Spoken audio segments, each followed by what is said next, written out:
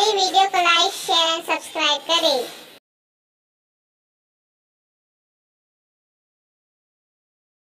आज हम लोग स्टार्ट करने जा रहे हैं चैप्टर 4 गतिमान आवेश एवं चुंबकन।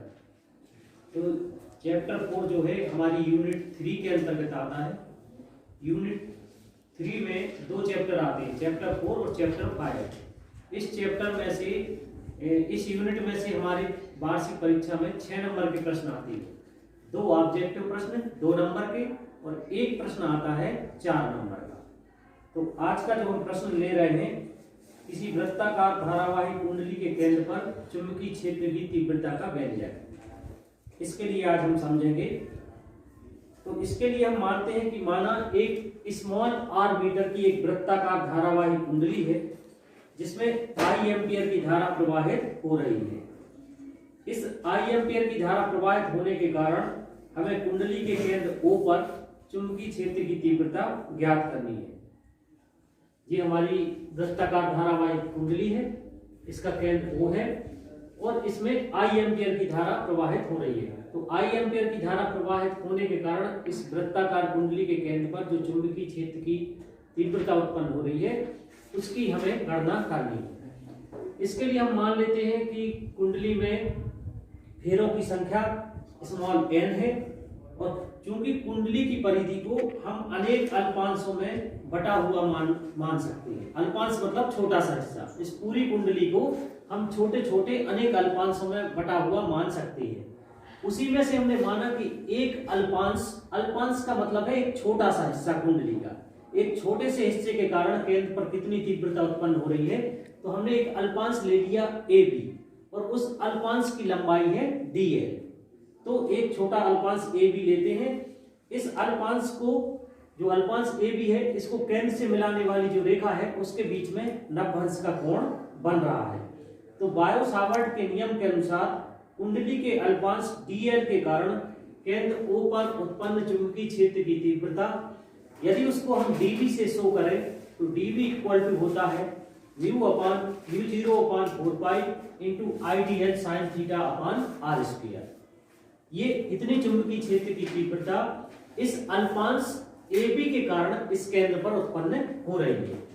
क्योंकि अल्पांश को बिंदु O से मिलाने वाली रेखा के बीच में कितने अंश का कोण बन रहा है, नवभंश का। तो थीटा बराबर हो जाएगा नवभंश। तो अगली स्टेप में हमने साइन थीटा की जगह साइन 90 रख दिया। तो स्टेप हो गई हमारी dV equal to μ0/4 into IDL sine theta की जगह साइन 90/r²। तो ये स्टेप आपको क्लियर हो गई होगी। अब हम जानते हैं कि साइन 90 का मान कितना होता है, 1। तो अगली स्टेप में हम साइन 90 की जगह क्या रख देंगे, 1 रख देंगे। तो dV इक्वल टू μ0/4 IDL/r² और साइन 90 की जगह पे हमने कितना लिख दिया, 1। तो 1 का इसमें मल्टीप्लाई हो गया तो हमारा इक्वेशन प्राप्त हो गया dV इक्वल टू μ0/4 IDL/r²। जे एक छोटे से अल्पांश AB के कारण केंद्र पर इतनी चुंबकीय क्षेत्र की तीव्रता उत्पन्न हुई। तो संपूर्ण कुंडली के कारण अभी जो चुंबकीय क्षेत्र की तीव्रता आई है, जो समीकरण 1 में, वो किसके कारण आई है, एक छोटे से अल्पांश के कारण। अब ऐसे कितने अल्पांश कुंडली में बन रहे हैं, अनेक अल्पांश बन रहे हैं। तो पूरी कुंडली की, संपूर्ण कुंडली के कारण केंद्र O पर कितनी चुंबकीय क्षेत्र की तीव्रता उत्पन्न होगी, तो उसका हम समेशन कर देंगे। तो dV की जगह हो जाएगा B, सिग्मा कर दिया हमने, और सिग्मा μ0/4 IDL/r²। तो B इक्वल टू μ0/4 I/r² अपन ने बाहर निकाल दिया। अब सिग्मा यानी जोड़ केवल किसका हुआ, DL चूंकि हमने अपने हिसाब से लिया है, क्या है DL वास्तव में अल्पांश की लंबाई। तो अल्पांश हम अपने सभी लोग अपने अपने हिसाब से लेंगे तो उसका हमें जोड़ करना है कि कितने अल्पांश हमने इसमें लिए हैं। बाकी ये सभी राशियां चूंकि फिक्स हैं तो इसलिए इनको बाहर निकाल लिया। तो B बराबर μ0/4 इंटू I/r² सिग्मा DL। तो DL क्या है वास्तव में, सिग्मा DL पूरी वृत्ताकार कुंडली की परिधि। अब वृत्त की परिधि कितनी होती है, फार्मूला होता है 2πr। तो सिग्मा DL इक्वल टू हो जाएगा 2πr। तो अगली स्टेप में DL की जगह हम रख देंगे 2πr। तो B इक्वल टू हो जाएगा μ0/4 2πr IR/r²।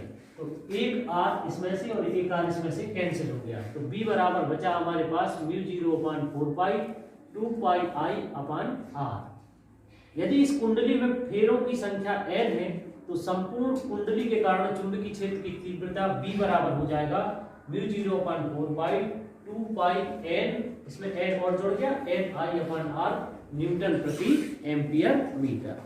यह किसी वृत्ताकार कुंडली के केंद्र पर उत्पन्न चुंबकीय क्षेत्र की तीव्रता का व्यंजक है।